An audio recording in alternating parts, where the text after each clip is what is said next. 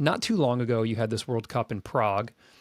Great event, huge event in front of the home crowd. I mean, it just looked, the energy looked electric. You also then opined as a part of this great video that you put together that maybe it would be your last World Cup. And so I'm curious if that's a real thing. Are you considering a retirement from competitive climbing?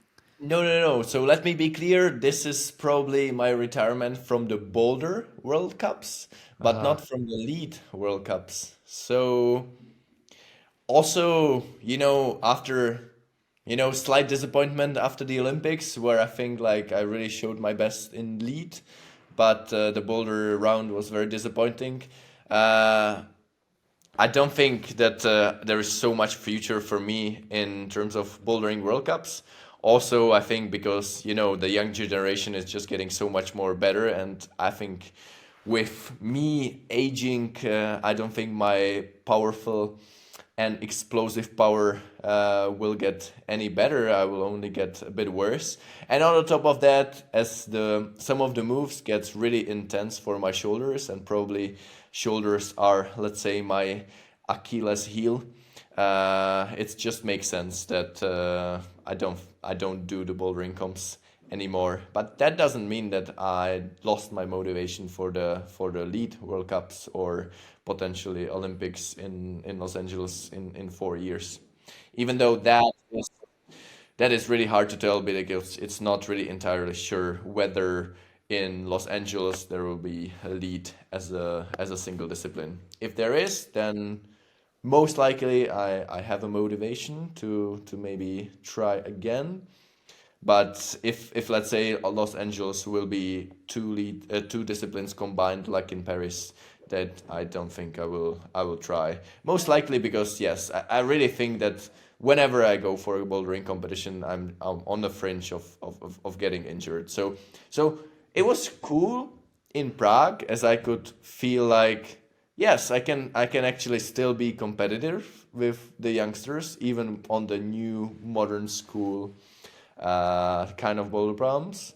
But facing the first boulder problem in the finals, knowing I should easily climb that boulder problem, just knowing that there is this one shouldery move where I can easily injure myself, and like giving 4 tries every time, like trying a bit harder, feeling like how it's going to feel, and then the last try, okay, trying to give it almost my everything, and then feeling a bit of pain. I was like, okay, this was it was kind of nice to feel like I'm still competitive, but in the end, very clear sign that okay, this is not for me. I should quit. Yeah, that's really interesting, and I'm glad you made that distinction between lead and boulder because you're incredibly strong on lead. And we'd love to see you continue in lead competitions, as we just saw Chris Sharma kind of come back from retirement and perform well, Nice. in fact, on lead at 42, 43 years old. So, plenty of opportunity there, and that'll be really exciting to follow. But I'm curious, yeah, on the bouldering side, you mentioned kind of this younger generation coming up.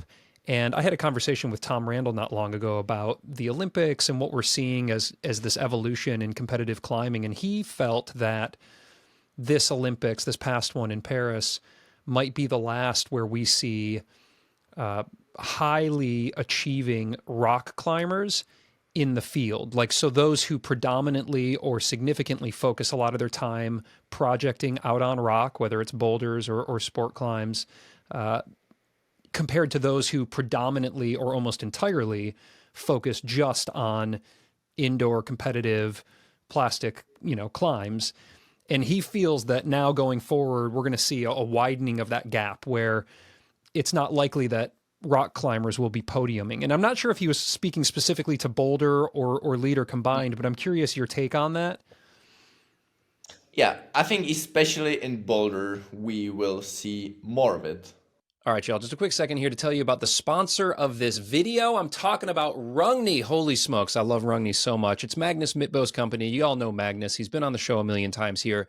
Why do I love Rungni? Well, the stuff that they make is the highest quality. Mag Dust chalk, Mag Juice liquid chalk, all of their gear. It's just the best stuff I've ever used. I'm wearing like a head to toe right now Rungni gear. It's durable, it's lightweight, it stretches, it's comfortable, it performs at the best whether you're on rock or just going out for a beer. And their chalk is the best in the game. Plus, now they're offering a ton of free shipping bundles. So you can hit that link below and use code STRUGGLE to get 15% off store wide, plus combine that with the free shipping bundles. Check it all out. Hit that link below. We'll get back to the video here. Bouldering is getting much more specific. In a way, it's getting even more complex. I think the complexity that you have to show as a World Cup boulder is getting really insane. It's not that you're just a monkey that knows how to jump. It's it's it may have been like that maybe 6 7 years ago when like this really dynamic style kind of started, but in a way, I really like it because it's not really possible that if you know how to jump, you can win a World Cup. But you really have to be good in slabs. You really have to be strong as well. It's not like you make triple paddles on jugs. Now you make triple paddles on like very bad slopers and crimpers. So you kind of combine the traditional power and the modern dynamism in like one move, and Right. it's really cool. But I think in order to like train for all these different skills, it's just the most efficient to spend most of the time actually in the gym. Nowadays, climbing on the rock can be helpful, maybe more in sort of like the mental side of it, because I think when you're training maybe you don't really give your 100% into like each try, and when you're projecting outdoors maybe it's really you're under pressure, it's the last day of the trip, you really want to send. So I think it could be helpful in that perspective. Lead World Cups, I think, will never really be that far away from the actual rock climbing. And there, I believe that we will see more people combining rock and competitions at the same time. Um, as I think even for me, for myself, let's say the more kind of modern style of the lead World Cups are maybe actually good for me. That using more volumes means like you can actually use your feet more and maybe cheat more and maybe find some knee bars and shit like that.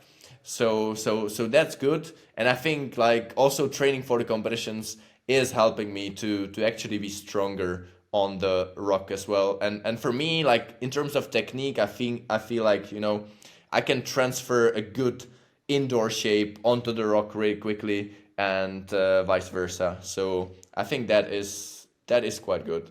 But I don't really think like it's too bad for our sport. Unfortunately, it sometimes as a climber, I think it would be cool to see a competition in bouldering, in a more old school style. But in a way, probably the most interesting style to watch is the way that is right now. This incredibly complex mixture of different style. Oh man, I love that. How good is Adam Ondra, you guys? He is the greatest of all time. I love him so much. And if you love Adam Ondra and you love rock climbing, and I think you do, because why else would you be watching this right now? Well, guess what? I've got more than 3 hours of conversations with Adam Ondra, full uncut videos, as well as bonus episodes only available to patrons of the show. So if you want to support me for a few bucks a month and you want to gain access to 3 hours of Adam Ondra content, plus incredible exclusive content with Chris Sharma, Alex Honnold, Nino Williams, Dave McLeod, Magnus Mitbo, and so many other crushers. There's over 100 hours of content that you can access for free on a 7-day trial or for a few bucks a month to support me. I really appreciate it. You can hit that link right there or wherever it's at. You can check out this shirt that I made called the Send Train shirt. I give discounts on this kind of stuff to patrons as well. Really appreciate you checking things out and supporting me. If you can, have an awesome day.